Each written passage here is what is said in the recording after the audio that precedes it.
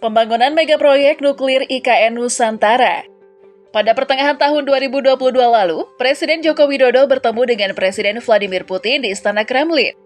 Pertemuan ini membahas isu perdamaian dan kemanusiaan. Namun, di sela-sela jamuan hangat, Presiden Putin menawarkan bantuan untuk membangun pembangkit listrik tenaga nuklir di Indonesia.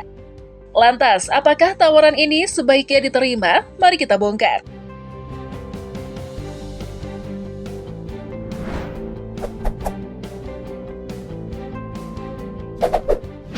Pembangkit listrik tenaga nuklir atau PLTN adalah sebuah pembangkit daya termal yang menggunakan satu atau beberapa reaktor nuklir sebagai sumber panas.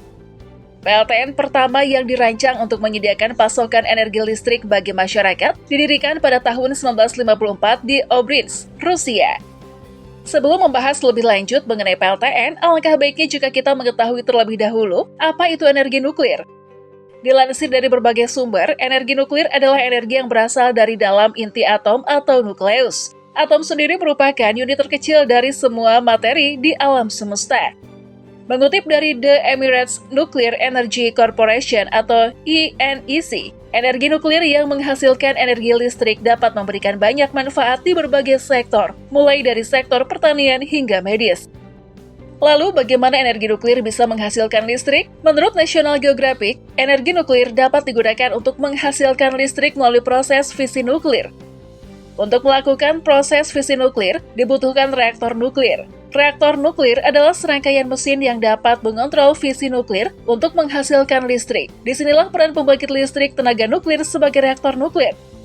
Adapun bahan bakar yang digunakan reaktor nuklir untuk menghasilkan fisi nuklir adalah unsur uranium. Atom uranium dipecah di dalam reaktor nuklir. Ketika terbelah, atom uranium melepaskan partikel kecil yang disebut produk fisi. Produk fisi ini kemudian membuat atom uranium lainnya terbelah, sehingga terjadilah reaksi berantai. Energi yang dilepaskan dari reaksi berantai ini menciptakan panas.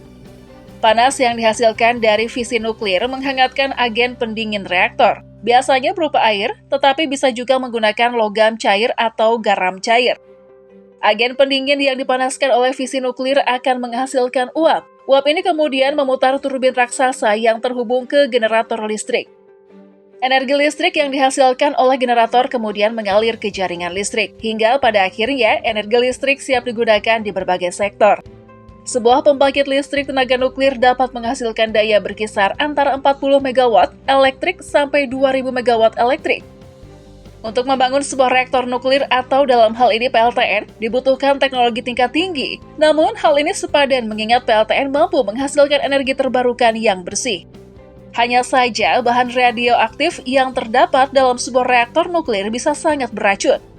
Bahan radioaktif ini bisa menyebabkan luka bakar, meningkatkan resiko penyakit kanker, penyakit darah, hingga menimbulkan kerusakan tulang.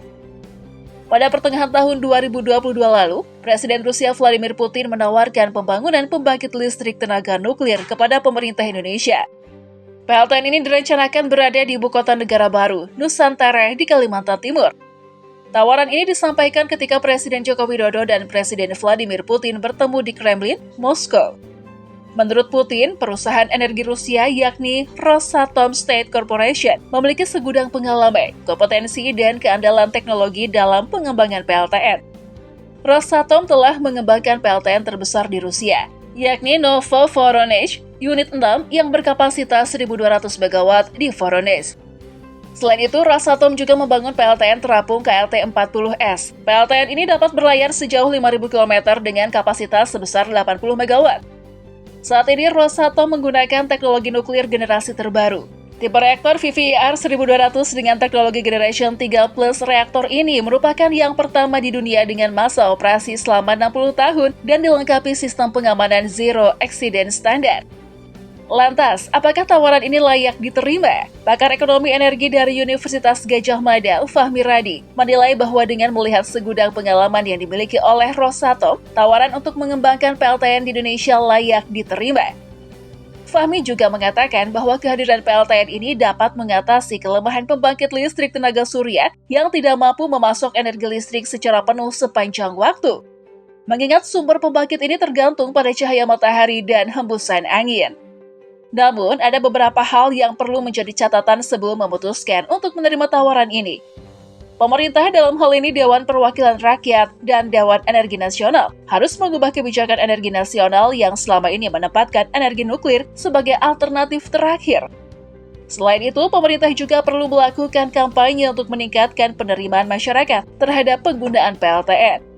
Pasalnya, hingga saat ini tingkat penerimaan masyarakat terhadap PLTN masih tergolong rendah. Kepala Biro Komunikasi, Layanan Informasi Publik, dan Kerjasama di Kementerian ESDM, Agung Priyado, menjelaskan bahwa tawaran seperti ini tak hanya datang dari negeri beruang merah, melainkan ada beberapa negara yang turut menawarkan hal yang sama. Kendati demikian, pihak Kementerian ESDM masih memantau negara mana yang lebih kompetitif dan andal untuk direalisasikan. Sebelum memutuskan untuk membangun pembangkit listrik tenaga nuklir, publik juga perlu mengetahui kisaran biaya yang akan dikeluarkan oleh pemerintah. Dihimpun dari berbagai sumber, pembangunan PLTN membutuhkan biaya investasi yang cukup besar. Nilainya bisa mencapai 5 miliar dolar sampai 10 miliar dolar Amerika Serikat atau sekitar 55 triliun rupiah sampai 151 triliun rupiah. Dengan perkiraan biaya sebesar ini, diperlukan pertimbangan yang matang dan perhitungan yang rinci agar biaya tak membengkak di kemudian hari. Tentunya, kita tidak ingin hal ini terjadi seperti yang menimpa Amerika Serikat, di mana 2 reaktor nuklir yang sedang dibangun mengalami pembengkakan biaya mencapai 20,4 miliar dolar atau 292,5 triliun rupiah untuk satu reaktor. Pembangunan reaktor satu-satunya di Prancis dan Finlandia menggeruk dana hingga 20 miliar dolar atau 286,9 triliun rupiah per reaktor. Pembangunan kedua reaktor ini bahkan terlambat 10 tahun dari rencana awal. Di negara Asia seperti Jepang, biaya fantastis juga dikeluarkan untuk memulihkan dan membersihkan pembangkit nuklir Fukushima yang meledak sekitar 9 tahun lalu. Perkiraan biaya yang akan dikeluarkan pemerintah Jepang sekitar 300 miliar dolar dan kemungkinan akan terus meningkat. Nah, setelah menonton video ini, menurut kamu tawaran Presiden Putin lebih baik diterima atau ditolak nih? Sebagai informasi tambahan, progres pembangunan ibu kota negara menurut pemerintah masih sesuai rencana. Pembangunan kantor presiden, istana presiden, kementerian, dan infrastruktur pendukungnya semua sesuai dengan target. Pak Jokowi sudah melakukan peletakan batu pertama pembangunan Rumah Sakit Abdi Waluyo yang disebut memiliki nilai investasi sebesar 2 triliun rupiah.